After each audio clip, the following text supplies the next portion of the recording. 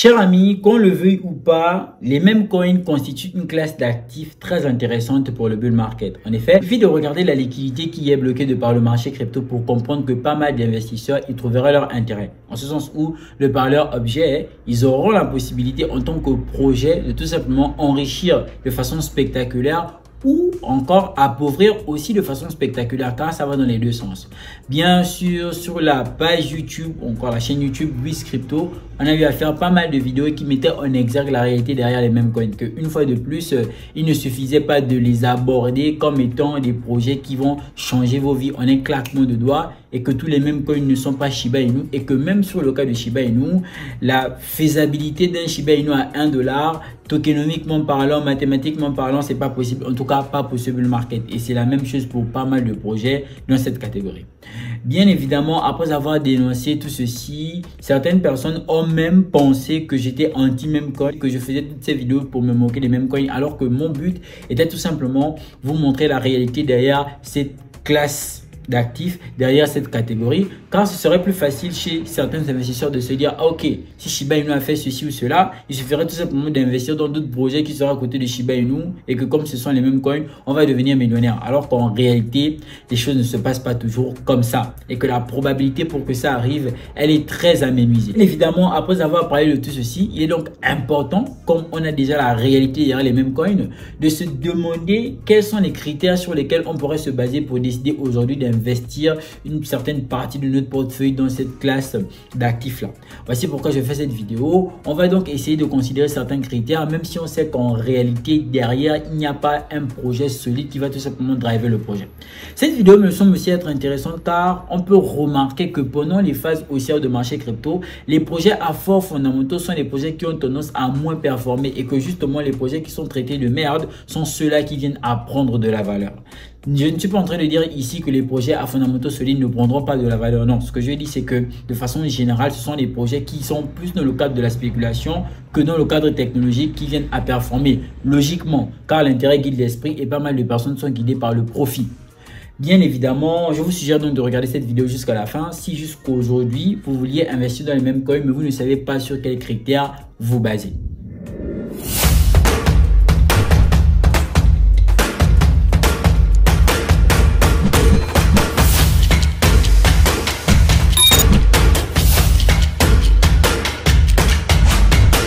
Bonjour à toutes et à tous, j'espère que vous allez bien, bienvenue sur WizCrypto. D'ailleurs, je vous suggère de vous abonner au passage si ce n'est pas encore fait. Nous sommes dans la catégorie meme coin qui pèse actuellement 63 milliards de dollars. Pour les projets qui ne serviraient à rien, nous sommes d'accord, c'est beaucoup. Bien sûr, sur la chaîne YouTube WizCrypto, nous avons fait pas mal de vidéos qui mettaient en exergue la réalité derrière les meme coins. Le but étant de ne pas aborder cette catégorie comme étant du casino. Cette vidéo d'il y a 3 mois a fait 10 000 vues. L'autre, 3 mois toujours, a fait 3700 vues. C'est à croire que pas mal d'investisseurs aiment ce genre de projet ou encore ce genre de vidéos qui mettraient tout simplement en évidence leur réalité. En ce sens où ce serait facile pour ces personnes-là qui prisent beaucoup les mêmes coins de tout simplement venir y investir et espérer faire mouche. En effet, ces vidéos ont pour but de faire en sorte que vous ayez une réalité derrière les mêmes coins et ne pas aborder la chose de façon naïve. Mais bien sûr, lorsque la personne qui vient à faire la vidéo en donnant son point de vue n'est pas en accord avec la personne qui y investit, c'est sûr que les commentaires ne suivent pas. En ce sens où certaines personnes pensent nécessairement que ce sont des vidéos qui sont là pour dénigrer ou encore pour mépriser la situation financière des personnes qui justement décident d'investir dans cette catégorie-là. Voici pourquoi, une fois de plus, pour vous montrer que ce n'est pas le cas, en tout cas en ce qui me concerne, j'ai décidé de faire cette vidéo qui mettrait en évidence des critères sur lesquels vous devriez, vous qui prônez beaucoup les mêmes coins, vous poser ou encore vous situer tout simplement pour décider d'y investir. Je ne suis pas votre bête noire, bien évidemment. Une fois de plus, je vous suggère de vous abonner si ce n'est pas encore fait. Ça permettra tout simplement à YouTube de mettre la page en avant. Et pourquoi pas, nous pourrons, avant la fin de cette année, toucher la barre significative de 10 000 abonnés sur la page YouTube WizCrypto, où on a aujourd'hui 359 vidéos. C'est énorme en 1 an et demi. Revenons sur notre catégorie, en l'occurrence la catégorie meme coin. Chers amis, force est de constater avec moi que investir dans cette catégorie se trouve être tout sauf simple. tout sauf facile, comme on voudrait nous le faire croire. Pourquoi? Parce qu'il y a une multitude de projets et on sait que certains projets ici sont seulement de la tendance spéculative, n'iront pas loin, même pas en termes de spéculation. Chez le prochain Shiba ou encore le prochain PP se trouve être une activité assez complexe, car il faut prendre en compte plusieurs variables et plusieurs variantes. L'une des variantes primitives est tout simplement la communauté. Lorsqu'on investit dans les mêmes coins, il faut prendre les mêmes coins sous le fait de leur objet. Ce sont des projets qui tout simplement sont communautaires. Communautaire sous-entendrait que c'est la communauté qui va décider de faire monter ou baisser le prix. D'accord? C'est purement communautaire. Ça veut dire qu'aujourd'hui, ces gros mêmes coins du marché crypto, force est de constater que ça a toujours été par de la manipulation, soit par une figure emblématique qui généralement se fait appeler baleine, qui on constate que après manipulation justement le prix vient à prendre de la valeur. D'ailleurs c'est le cas avec Shiba Inu et Elon Musk ou encore le Dogecoin. Pour ne citer que ceci, bien évidemment ceux qui constituent les références dans cette catégorie là. Oui, mais quelle est la probabilité pour que Elon Musk fasse comme avec Shiba Inu sur tous les projets qui sont ici? Donc vous comprenez que ça devient maintenant complexe. Pire encore, lorsque l'on se lance dans des débats relatifs à est-ce que ce même coin atteindra 1 $. Bien évidemment, il faut évaluer le flux monétaire qu'il devrait y avoir dans XY projet pour que ça atteigne la base significative de 1 $. Mais bien sûr, nous ne sommes pas obligés qu'un projet puisse atteindre 1 $ pour faire mouche. Il suffit tout simplement d'avoir le bon projet. Mais comme je vous l'ai dit, il y a tellement de tout ici qu'avoir le bon projet se trouve souvent être limite idyllique. D'accord? Pas facile. Donc le premier critère sur lequel on va se baser, c'est tout simplement la communauté. Alors, est-ce que le même coin dans lequel on veut investir a une forte communauté?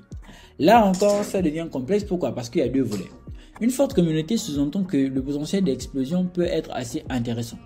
En ce sens où la communauté, comme je disais tantôt, va faire monter le prix. Donc il faudrait que la communauté soit forte, réactive, aussi bien sur les réseaux sociaux que dans les forums. Donc il faudrait qu'il y ait assez de bruit pour que le projet soit mis en avant. Tout comme dans le second volet, on voit que lorsqu'un même coin vient à faire le bruit, c'est que généralement, il n'a plus la faculté de vous faire enrichir.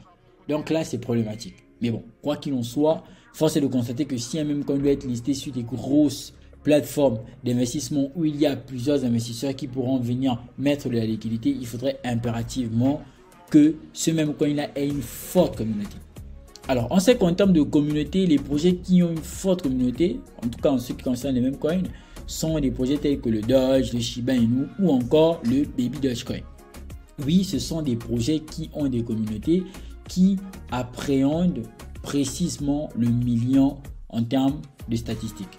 Quand on va par exemple prendre le cas de Shiba Inu, force est de constater que c'est un projet qui n'a pas moins de 1 million de holders. Alors 1 million de holders, ça sous-entend 1 million de personnes qui ont décidé d'acheter ce projet. Donc techniquement, 1 million en termes de communauté, c'est tout simplement énorme. Donc ça peut facilement permettre à ce que les grosses plateformes puissent décider de faire quoi? De lister davantage le projet. Donc ça va tout simplement augmenter le volume de transactions sur ce projet-là. Et c'est tout ce dont on aurait besoin. En l'occurrence, c'est tout ce qui est intéressant. Alors, sur le Shiba Inu, disais-je tantôt, nous avons 1 397 000 holders. C'est pas mal, c'est énorme, surtout sur un même coin. Pour qu'il y ait tellement de personnes comme ça sur un même coin, il faudrait que le même coin il soit déjà fait tellement de bruit ou encore qu'on y verrait de l'intérêt. Bien sûr, après en ce qui concerne Shiba Inu, dans le seuil, ça passe par plusieurs choses et j'ai eu à faire pas mal de vidéos où je vous mettrai en évidence le fait que ce même coin ne pourrait, comme plusieurs autres mêmes coins, atteindre, en tout cas pour ce bull market, la barre significative de 1 $. Car il faudrait une liquidité injectée dans le même coin qui dépasse plus que la capitalisation boursière de marché crypto de l'ATH précédent, soit plus de 3 000 milliards de dollars. Ce qui se trouve être une équation pas impossible mais peu probable. Pas impossible mais peu probable. Ok. Donc la communauté, c'est un point qui est intéressant. Donc il vous suffira maintenant de venir ici, regarder les projets Memecoin qui ont déjà une forte communauté ou qui sont en train de créer une forte communauté. Déjà, c'est pour espérer, d'accord, que un scénario aussi important se refasse. En train de créer, c'est pour qu'il y ait un scénario haussier une fois. Pas nécessairement que ça se refasse, mais qu'il y ait une fois. En l'occurrence, Shiba Inu a commencé par avoir une formation Shiba Inu a commencé par avoir une communauté grandissante. Ils ne sont pas nés avec une communauté juste comme ça. Et donc là, on peut déjà voir qu'il y a pas mal de projets, en tout cas ici, qui ont une forte communauté. C'est le cas par exemple de Baby Dogecoin. Comme ce sont les mêmes coins, vous conviendrez avec moi qu'il n'y a pas de projet solide. Donc techniquement, l'équipe derrière le même coin se doit d'être transparente. Alors la transparence, ça va tout simplement sous-entendre le fait qu'il faudrait vérifier si l'équipe de développement est publiquement identifiable. Est-ce que dans la transparence, l'adresse ayant été à l'origine du smart contract d'un même coin aurait par exemple verrouillé la liquidité, en l'occurrence renoncer à son droit de propriété? Lorsque je vais par exemple revenir sur le Etherscan, il est important d'avoir au niveau de la transparence ce qu'on va appeler un même coin open source. C'est déjà très intéressant. Open source sous-entendrait le fait que ce soit consultable par tous. Et donc, on va par exemple venir sur le contrat. Et donc, vous voyez que là, c'est open source. On peut voir comment est-ce que le Shiba Inu a été programmé. C'est déjà pas mal, c'est intéressant.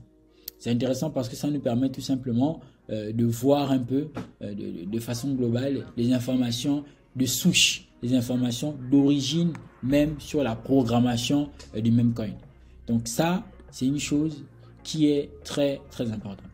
Bien évidemment, ensuite, il faudrait tout simplement que la personne ayant été à l'origine, sinon l'adresse ayant été à l'origine de la création de ce jeton-là ait renoncé de la liquidité.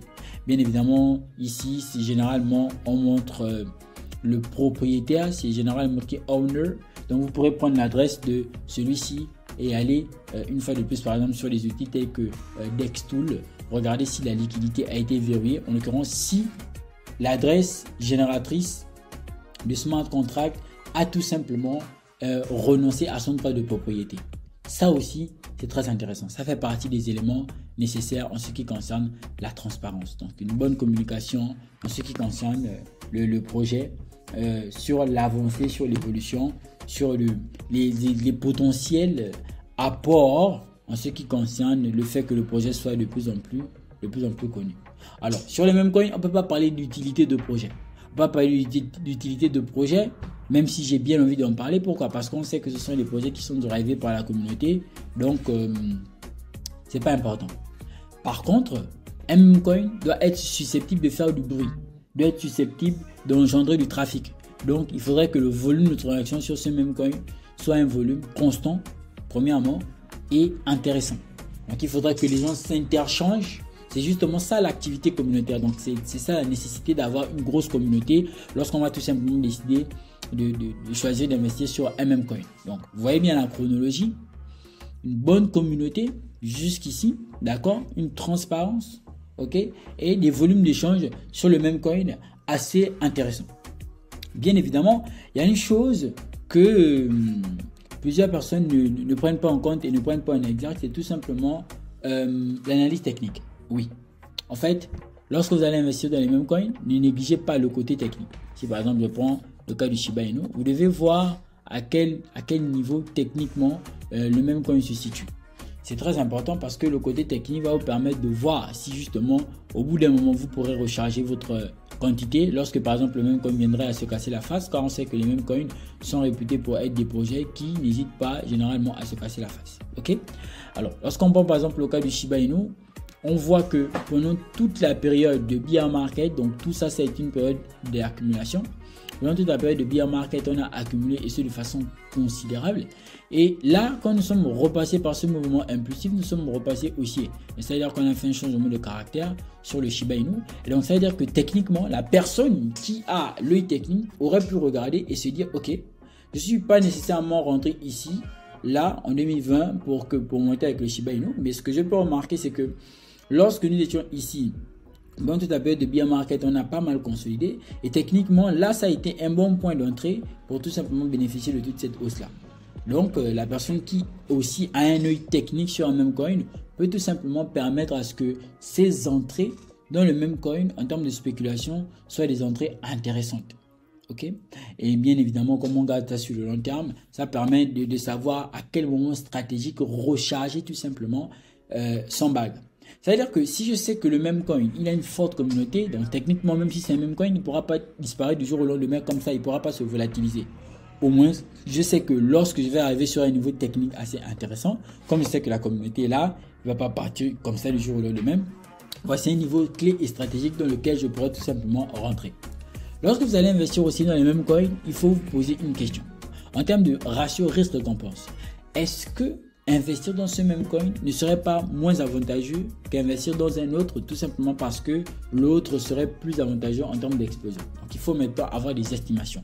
Ok, j'ai décidé aujourd'hui d'investir dans le Dogecoin. Est-ce que mon investissement dans le Dogecoin est plus susceptible de me rapporter que si j'ai décidé d'investir dans le baby Dogecoin? Pour ce faire, sur la page YouTube et dans les vidéos précédentes, je vous ai montré pas mal d'outils de voir jusqu'où le même coin pourrait aller en termes de prix, mais aussi en termes de capitalisation. Par exemple, pour le cas de Shiba Inu, vous voyez que si je viens là, je prends Shiba Inu, ok, c'est la capitalisation boursière de A, contre par exemple celle de B. Donc, admettons que Shiba Inu est la capitalisation boursière de Bitcoin. Ça veut dire que la capitalisation actuelle boursière de Bitcoin est 1000 milliards. Ça veut dire qu'on aura un Shiba Inu qui fera 1 fois 85. 1 fois 85, ça sous-entend un Shiba Inu à 0,0023. Bien sûr, même si je prends l'ATH de Bitcoin, voilà, ça veut dire que Shiba Inu fera 1 fois 88. Par conséquent, pas le 1$. Et donc, à partir de là, vous pourrez prendre cet outil, faire des comparaisons et se dire, bon, si Shiba Inu atteint la capitalisation boursière de XY projet qui est plus avancé, qui est plus intéressant en termes de spéculation, combien est-ce que je pourrais avoir en termes de retour sur investissement? Oui, là, par exemple, il faudra seulement que vous mettiez votre quantité. Donc, si Shiba Inu fait 1 fois 88 et moi, par exemple, j'en possède à peu près 20 millions de pièces, donc ça sous-entendrait tout simplement que j'en sortirai avec 48 000 $. Donc, ce sont les estimations que vous devez faire lorsque vous décidez aussi d'investir dans les mêmes coins. Donc, n'investissez pas juste comme ça là, non. Et des seuils prévisionnels. Au moins, ça vous permet de savoir quand revendre. Alors, il y a l'aspect communautaire, il y a l'aspect transparence, il y a l'aspect volume de transaction, donc survie sur le projet, il y a l'aspect technique. Et par la même occasion, il y a l'aspect ratio risque-récompense. Qu'est-ce que je pourrais gagner parce que je vais décider d'investir dans ce projet et le même coin et pas dans un autre projet. Donc, c'est à mon humble avis des points sur lesquels vous pourrez vous baser. Maintenant, après, il y a aussi des points fondamentaux qu'il faut prendre en compte. Quand j'ai dit les points fondamentaux, d'ailleurs, ce sont des points aussi relatifs à la tokenomique. Et ces points fondamentaux-là peuvent sous-entendre le fait de où est-ce qu'est la tendance. En effet, les mêmes coins avant, c'était une certaine réalité, ok? Et aujourd'hui, on a vu que les mêmes coins qui sont plus tendance sont les mêmes coins qui sont sur le réseau Solana. Alors, est-ce que c'est pas, par exemple, sur le réseau Solana qu'il faudrait plus priser pour aller chercher les mêmes coins? Oui ou non? Donc, ça aussi, ce sont des questions de fond, ok? Donc, voici les critères sur lesquels vous pourrez vous baser pour tout simplement décider d'investir dans un même coin. Mais n'oubliez pas que ces critères-là ne sont pas les critères qui vont vous permettre de faire directement mouche. Ce sont des critères qui vous permettent de minimiser les risques, même si lorsqu'on investit sur les mêmes coins, on va dire que nous sommes dans le haut niveau des risques. Bon, peut-être j'ai oublié quelque chose, cher ami. C'est une vidéo vite fait pour vous permettre une fois de plus de pouvoir vous positionner dans cette classe d'actifs là. Bien évidemment, si justement vous trouvez tout ceci compliqué en termes de même coin, allez chercher les mêmes coins qui ont une forte communauté, allez regarder au côté technique, c'est pas un problème. Dans le canal privé Telegram Brice Crypto, où vous retrouverez le lien en bas de description, l'abonnement est mensuel à 10 $. Je vous ai fait ce travail déjà. Donc j'ai choisi certains mêmes coins qui me semblent qui sont assez très intéressants avec des bons seuils techniques, mais par la même occasion des bonnes communautés. Donc ce sont les projets que je vous partage dans mon canal privé. Il vous suffira tout simplement de faire votre souscription au canal privé Telegram Brice Crypto, où nous y sommes déjà depuis un bon moment pour tout simplement préparer le bull market. Bien évidemment, on y investit dans plusieurs catégories de crypto dans le marché. Chers amis, c'est toujours un réel plaisir. N'oubliez surtout pas de liker, commenter, partager. C'était Brice Crypto. On se retrouve très bientôt dans une nouvelle prochaine vidéo. Allez, peace out.